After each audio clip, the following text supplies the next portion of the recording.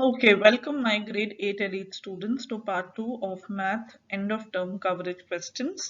This is an important session, a must watch video, so watch it till the end so that you can benefit from the questions that I am going to solve in today's session. So in today's session we are going to solve the following questions. We begin with arithmetic sequence. So here you need to use the given arithmetic sequence to write an equation and then find the seventh term of the sequence. So if you remember arithmetic sequence, nth term is given by the formula a1 plus n minus 1d, where a1 is the first term and d is the common difference. So here for the question number 19, a1 which is the first term is minus 3, a2 which is the second term is minus 8. So d which is the common difference is a2 minus a1, so which is minus 8 minus of minus 3. So this is minus 8 plus 3 or minus 5. Now if we have to write, so I will just highlight. So a1 is the first term, d is the common difference. So if you have to write the nth term a1 plus n minus 1d, the equation, then it would be minus 3 plus n minus 1 times minus 5. So this is minus 3 minus 5n plus 5, which is equal to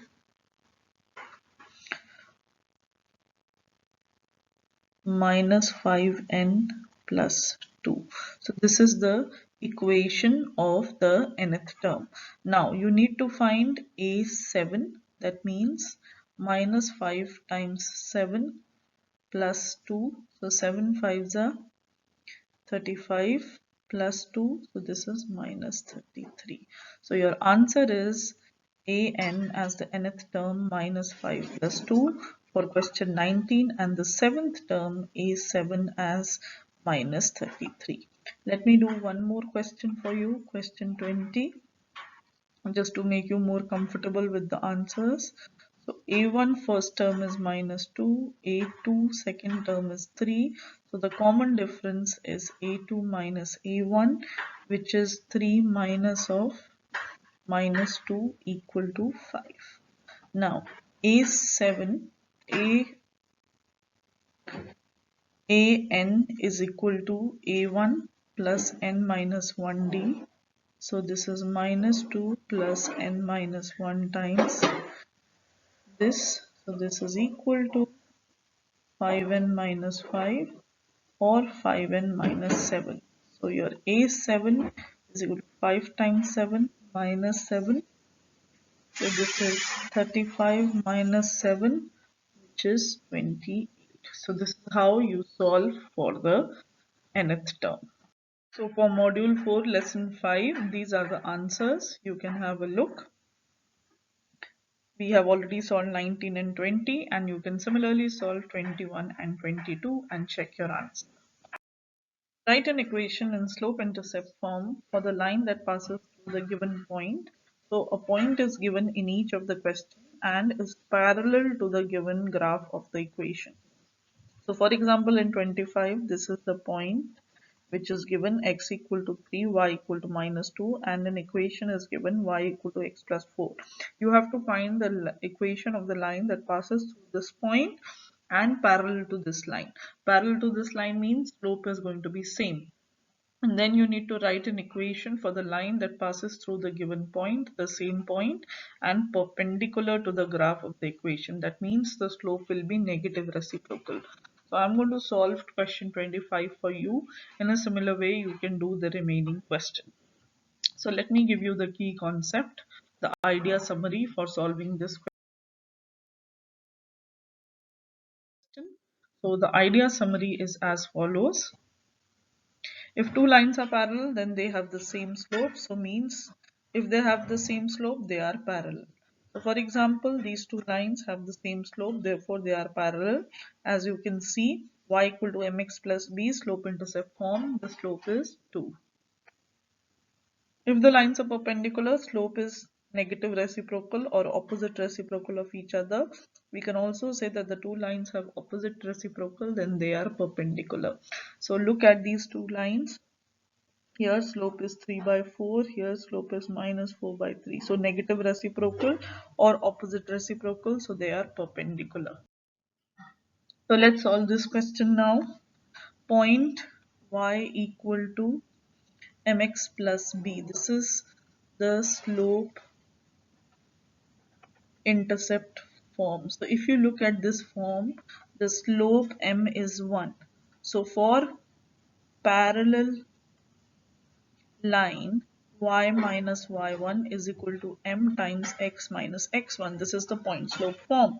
So point is x equal to 3, so I put 3x1, y minus of minus 2, and slope is going to be same because it is parallel. So y plus 2 is equal to x minus 3, or y is equal to x minus 5. So this is going to be the line which is parallel to y equal to x plus 4 and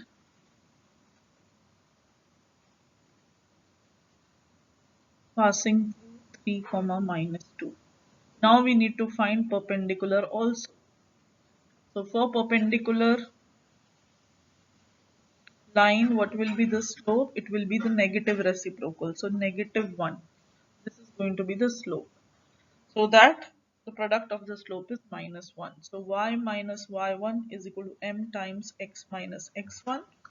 So y point is minus y1 minus 1 times x minus x1. So y plus 2 is minus x plus 3, or y is equal to minus x plus 1. This is going to be the line which is perpendicular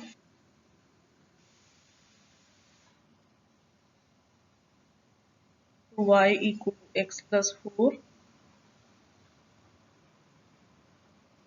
and passing through 3 comma minus 2. So this is your answer. In a similar way, you can solve question 26, 27, 28, 29, and 30. So following are the answers. I have shown it here in the slide for you. Next, we solve the questions on correlation and causation. Remember, the difference between correlation and causation is that in correlation, there is no direct relationship, whether positive or negative, between the two variables or the two quantities that we are comparing.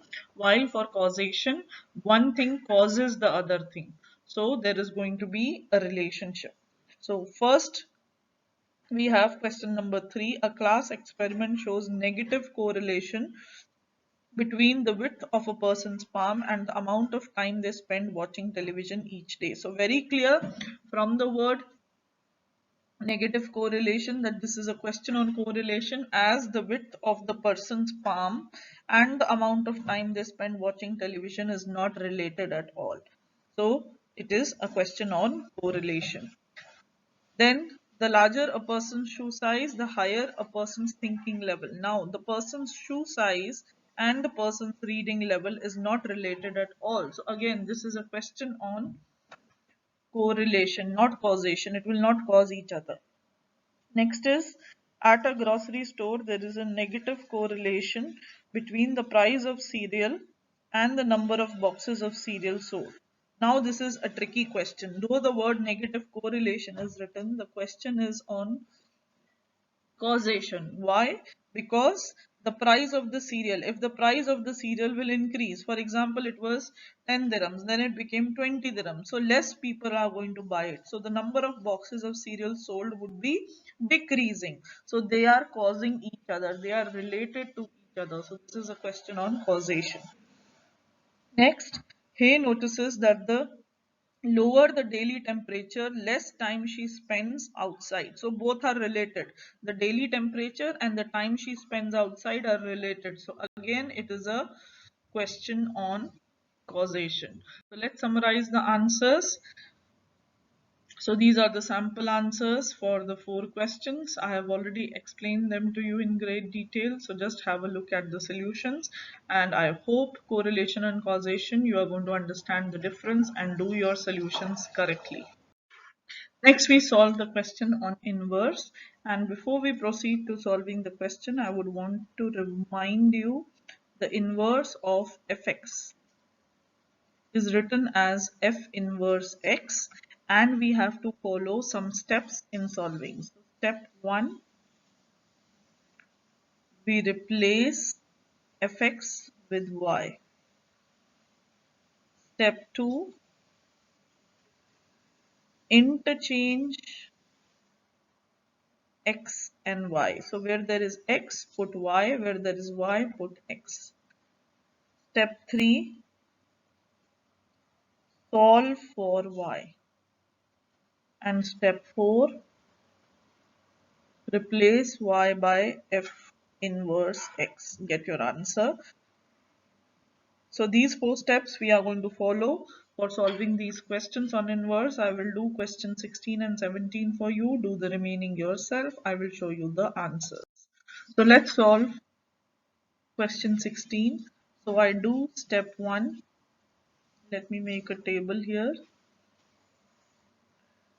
Then step 2, step 3, and step 4. So in step 1, write y is equal to this one. Step 2, interchange x and y. So as you can see, where there is y, I have written x, where there is x, I have written y. Step 3, solve for y. So x, 5 goes on the other side, is equal to 8y, or y is equal to x plus 5 divided by 8. Now replace y with f inverse x. So answer is x plus 5 over 8. This was the first question. Let's do the second one. Again, step y is equal to 6 times x plus 7. Then replace y with x and x with y. Then solve for y. So x minus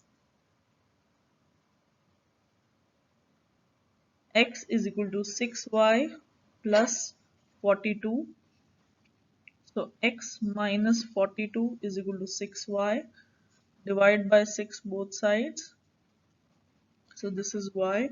So f inverse x is x minus 42 by 6, which can be written as x by 6 minus 7. So this is the answer.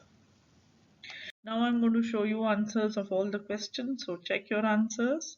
We have already solved question 16 and 17. So solve question 18, 19, 20 and 21 similarly and get the correct answer.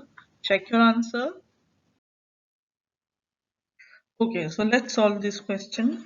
Twice a number. So 2 times a number added to another number is 15. So this is going to be the first equation.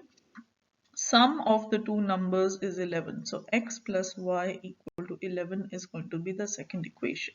Now you have to solve these two equations. So let's use elimination method. So when we use elimination, it is easy to remove variable y. So we are going to subtract the two equations. So 2x minus x is 15 minus 11, or x is 4. Then y is 11 minus 4, which is 6. So the numbers are 4 and 6. Similarly, twice the number added to another number is minus 8, first equation coming from this sentence. And the difference of the two numbers x minus y is 2. This is the second equation. Find the numbers so you can add the two equations so that y gets eliminated. So 3x is equal to minus 8 plus 2, which is minus 6. So x is minus 2. So y is x minus 2, which is minus 2 minus 2 equal to minus 4. So the numbers are minus 2 and minus 2. Now the difference of two numbers is 2. So x minus y is 2. First equation, sum of the same two numbers x plus y is 6. Find the numbers. So just add them.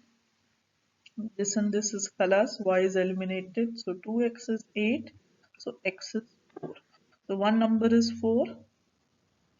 So 4 minus y is equal to 2, or y is 4 minus 2 equal to 2. So the numbers are 2 and 4.